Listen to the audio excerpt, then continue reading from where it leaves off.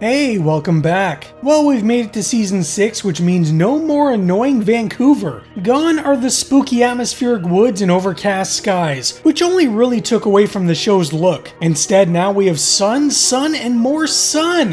And lots of Hollywood guest stars, which can mean the show is only gonna get better, right? Anyways, the beginning premiered November 8th, 1998, and has Mulder and Scully tracking down a not-so-friendly alien. Yep, Toto, we're definitely not in Kansas anymore. Wait a minute, Roush Technologies? Didn't they employ both Michael Krichgau and Section Chief Blevins? They're basically a front for the Syndicate, though the low-level employees like these guys probably don't have any idea. Next time, maybe take a leak before we leave work, okay, dipwads? You read sign language, guy? Is that your IQ or the number of dipwads your mother had? Hey nerds, leave moms out of it. Your mother!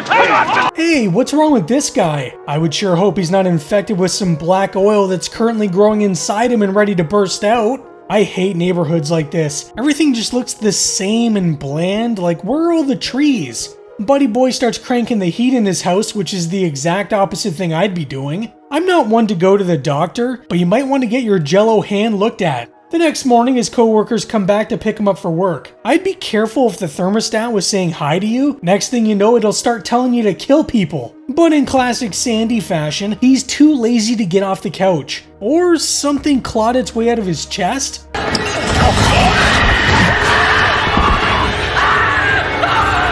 Okay, are we dealing with an alien here or a velociraptor? Needless to say, I don't think either guy is gonna make it to work. But what about their co-workers in the van? Did they just take off without the other two? Or did they all go in one by one and get eaten by this thing? Mulder's doing what he can to save the case files that went up in flames at the end of Season 5. But considering how much the higher-ups don't care about the X-Files, I'm surprised he was even allowed. Although it's Mulder, so he probably didn't get permission to begin with. I'm also really glad they're shooting in LA now so we can get lots of recognizable faces, like Nina here from Just Shoot Me. This panel of nitwits is basically giving Mulder a hard time for the events of the movie, which would be really confusing for anyone that didn't go see it. Mulder's then like, Scully's a scientist, she can prove this thing was alien, and then she doesn't. She goes back into her classic, I don't know what the virus was, but I don't think it was alien. Scully, you were on the spaceship, you were naked and had a tube down your throat, you ran away from aliens as they chased after you. What are we doing here?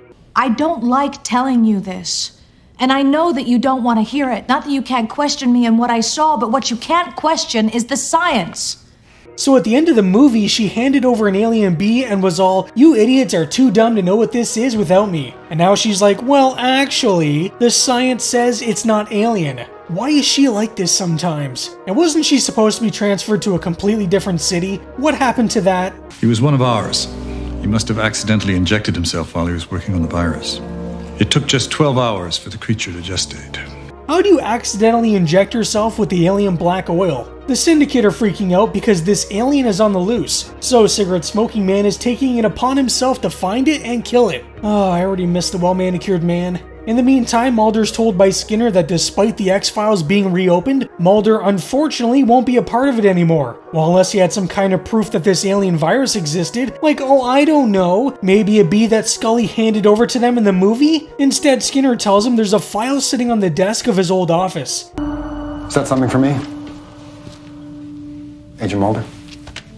Yeah, if you're doing my filing. You're filing. So they removed Mulder from the X-Files so Nepo baby Spender could take over. Oh, and f*** me, I thought she was dead. Is Scully the only woman that hasn't stabbed Mulder in the back? Pfft, like you're gonna tell CSM where he can smoke. The surgeons all look at him like, what the hell do you think you're doing? They don't really have much say in what the Cigarette Smoking Man does or doesn't do, but what the hell are they doing to Gibson? And what could CSM possibly need him for? Mulder and Scully decide to contaminate the crime scene where the alien burst out, despite not being on the X-Files. Though has that ever stopped Mulder in the past? Yes, get your fingerprints all over that bloody wall. According to the investigators' notes in the file, they're from an attack by a Native American man, not a scientist. Claw marks from a Native American man? I feel like we've seen this before. Mulder then goes on to theorize that the creature burst its way out of one man and killed the other one hours later. Of course, Scully doesn't believe this wild story despite being part of one of its chapters. CSM pulls up with Gibson and the kid's like, it's not here. Why are you afraid of me? He's a very convincing actor, by the way. So CSM is using this kid so he can track it down. The alien, that is. But do they really think they can stop it? You would have seen him too, but you were infected with that virus. You were passed out over my shoulder. Oh, bullshit. She was wide awake when they were bursting out of their containers. She keeps blabbing on about science this, science that, but I don't know. Sometimes there are things that science just cannot explain, or at least not yet. Meanwhile, at this obviously real nuclear power plant... Wake up, Homer. Was awake. A guy named Homer asleep on the job. A little on the nose, don't you think? Anyways, there's an anomaly in the reactor, or something, so Homer decides to check it out. I bring you love.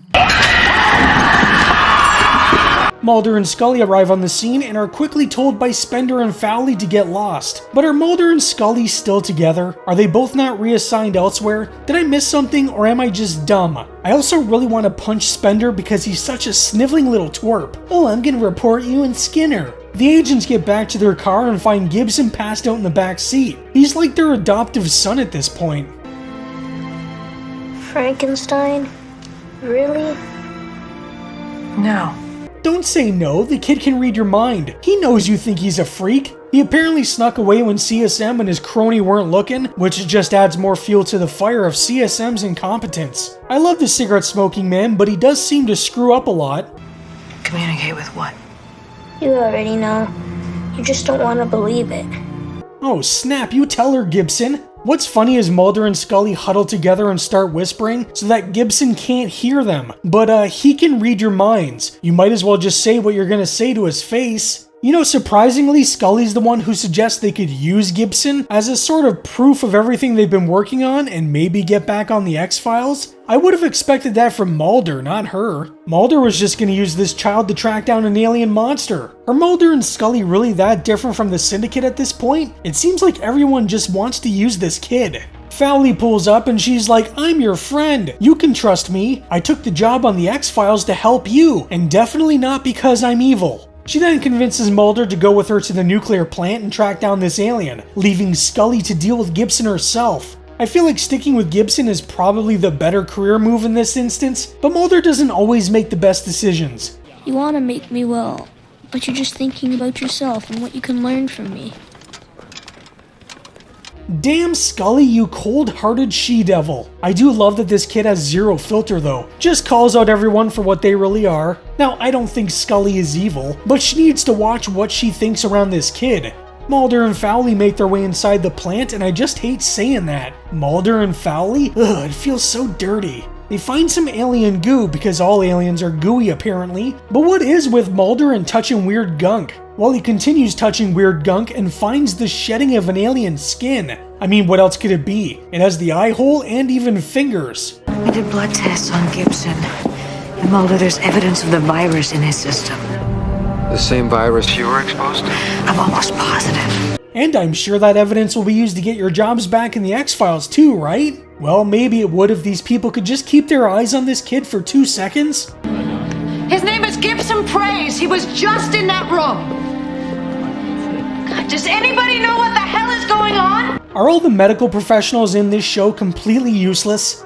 Excuse me, I'm looking for Dana Scully. Is she a patient here? Dana Scully? Hey, look, can somebody help me here? You're gonna have to calm down. I will calm down when somebody gives me a reason to calm down. CSM's goon and Gibson walk right into the plant. But does this place not have any kind of security? How is everyone able to just walk inside?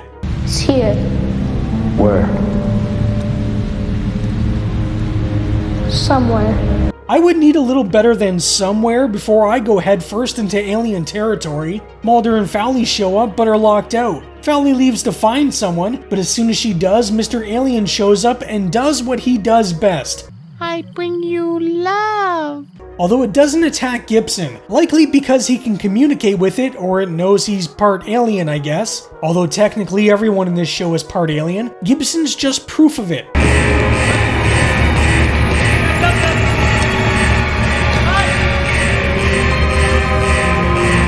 Mulder really needs to stop trusting this woman.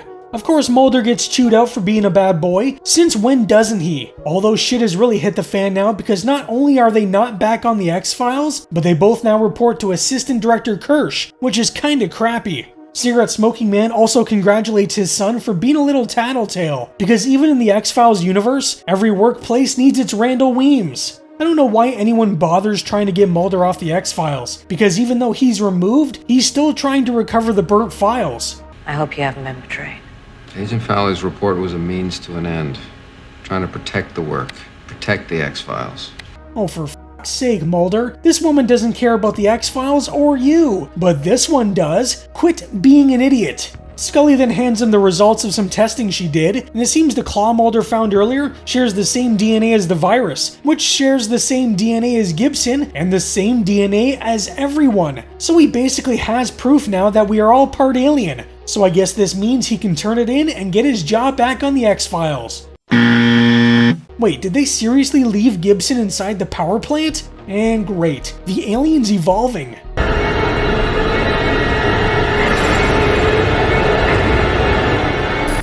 So after the events in the movie, we land right into the beginning, which opens with a giant flaming sun. Pretty on the nose, but it makes sense. This is the show's big move from Vancouver to LA, and the very first shot is practically shouting, "This isn't gonna be the same X-Files you're used to," but here's the thing, it kinda is. Sorta. This episode picks up directly from Fight the Future, so if you didn't see the movie, yeah, good luck. But honestly, if you were watching the show back then there's no way you didn't see the movie. And yet, despite being a direct continuation, the beginning feels like a remix of things we've already seen. Mulder and Scully are no longer with the X-Files, again. The Syndicate is still one step ahead, again. And we've got Fowley and Spender who are probably up to no good, again.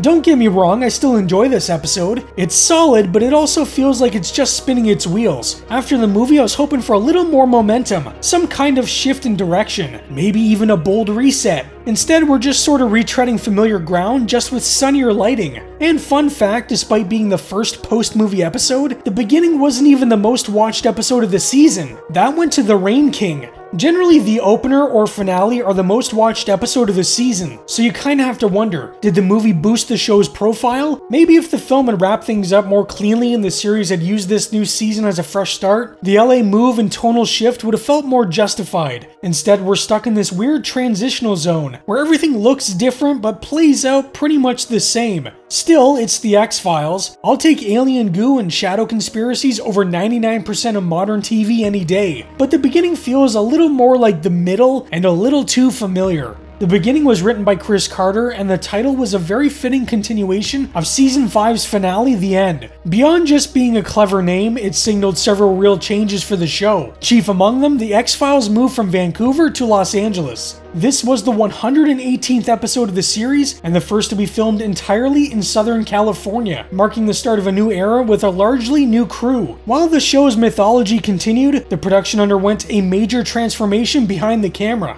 Chris Carter admitted he was nervous about losing the moody, overcast tone Vancouver provided. You can't fake the rain, the gloom, the same vibe, but I also saw it as an opportunity. We could do things now that we simply couldn't before. Director Kim Manners echoed the challenge, saying it was tough to maintain the same eerie feel in a city bathed in sunshine. Rob Bowman, who directed the following episode, Drive, described the shift as a complete rethinking of the show's look. He worked closely with director of photography Bill Rowe to create dramatic contrast and sharp shadows, using black objects in the frame to balance the brightness and give scenes their edge. Carter credited the continuation of the show's signature mood to the team they assembled in LA, from Rose lighting to Corey Kaplan's production design and Michael Watkins' smart hiring decisions as producer. Frank Spotnitz joked that where the show was once dark and wet, now it was dark and dry, but the transition wasn't smooth. The beginning faced significant production headaches. Chief among them was the real power plant used as a filming location. What was supposed to be a rarely used backup facility turned out to be running full blast during a heat wave, blasting temperatures over 100 degrees Fahrenheit and sound levels above 100 decibels.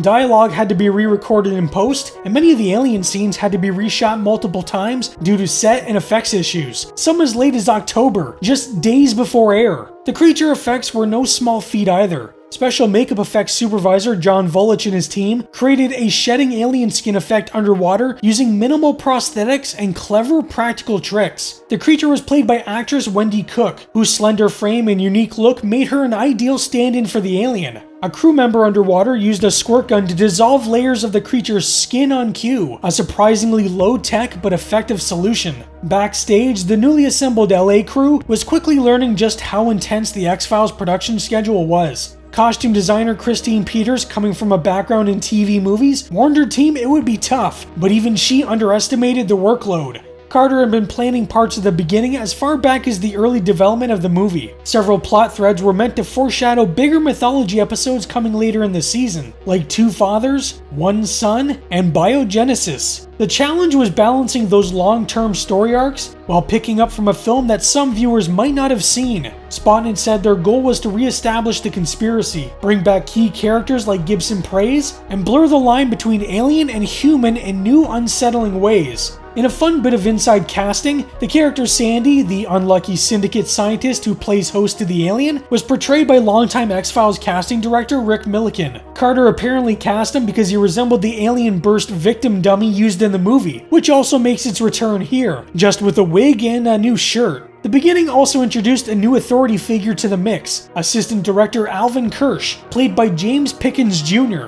Before his X-Files role, Pickens had appeared on Roseanne and The Practice, though most people now recognize him from his long-running role as Dr. Richard Webber on Grey's Anatomy. The name Kirsch was reportedly a nod to The Vampire Circus, a 1971 horror film Chris Carter has cited as being one of his favorites. The beginning currently sits at 8.1 on IMDb. I do enjoy this episode, but we are getting into familiar territory with this one, and I've never liked the tonal shift the show takes when moving from Vancouver to LA, so I'll probably give this one a 7. Up next, we have one of the best episodes of the season, when a man takes Mulder hostage and claims he needs to go west, otherwise his head might explode, in the episode Drive. So what do you think about the beginning? Let me know down in the comments. Anyways, that's all for today. I hope you're having a great day and stay spooky. Sunday. Trust no one. Hello? Hello? This season, the end is the beginning. I told you it was here. The X-Files. The new season begins Sunday on Fox.